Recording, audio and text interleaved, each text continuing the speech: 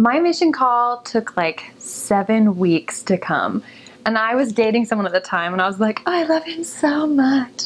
And I was so stressed out because my mission call wasn't coming, and it was like, he was like, maybe it's a sign. And I was like, no, because at that point I was like, I'm gonna go.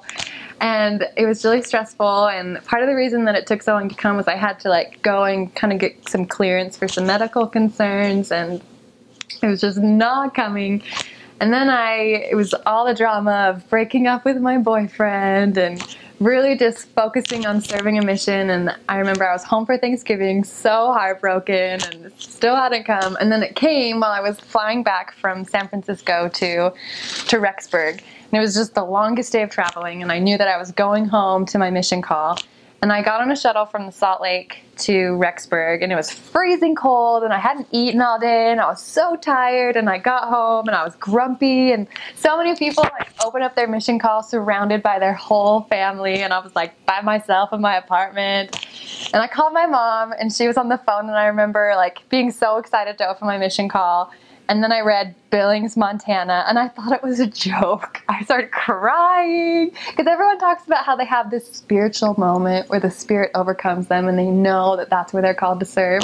And that didn't happen for me. I was just like, what? They have a mission there? I was like, you're kidding me. And I was so sad. And I remember, I feel bad about this, but I went to bed that night and I like said a prayer, and I was like, Heavenly Father, what were you thinking? Like, this can't be real.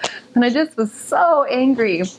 And I went to sleep, and I woke up the next morning and I was still like so bummed out. And I hated telling people that I was going to Montana because they're like, oh, you got your mission call, where are you going? And I was like, Billings. And they're like, oh, great. And I was like, okay.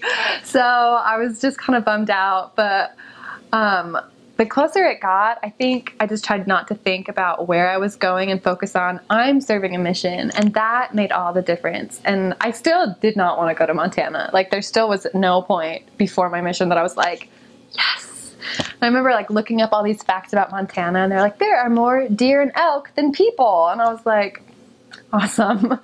So that was really, really, I was just nervous, and I wanted to love it. And then I got to the MTC, and I remember talking with my district about like, yeah, and I'm going to Montana. It's a joke, right? And they were just so supportive of me, and we had, it was either a fireside or a devotional, I can't remember which, and I don't even remember who spoke, but he spoke about Ammon in the Book of Mormon and talked about how Ammon was a phenomenal missionary because he became like the people.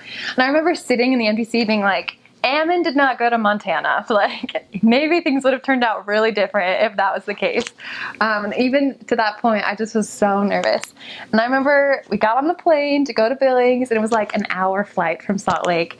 And it was March, and we flew into Billings, and it was like kind of gross looking because it's winter and everything's dead and brown and ugly. And I just remember looking out the window just being like, okay, this is it. Like, it's gonna be fine. And I just remember looking at how like awful it looked, and I had the thought come to my head, but think of its potential. And then I thought about myself, and I just thought about how I'm like nothing of a missionary right now. I just had like 3 almost weeks in the MTC, and I just thought of how like God thinks of my potential, and I suddenly fell in love with the place. And it was such a defining moment, and I just knew that it could become a place that would change my life. And I got off the plane and everything was different, and I was like, the sky is so big here. And I met beautiful people all along the way, and then I met my mission president, and really settling in, all of the fear and all the pride, let's be honest, finally was able to just kind of melt away. And I realized, I was like, I am a tool in the hands of the Lord. Like, it doesn't matter where I am, no matter what I think of this place, this is so perfect. And so I just think preparation, I wish I would have been more humble, really, and just understood that your mission call is inspired, but it's not because of the land or like the geography of where you're going. It's inspired because of what you need, and inspired because of the people that you'll meet. Because somehow, somewhere in God's design, Sister Buchanan had something that people in Montana needed, and we served each other, and we loved each other, and I love them dearly.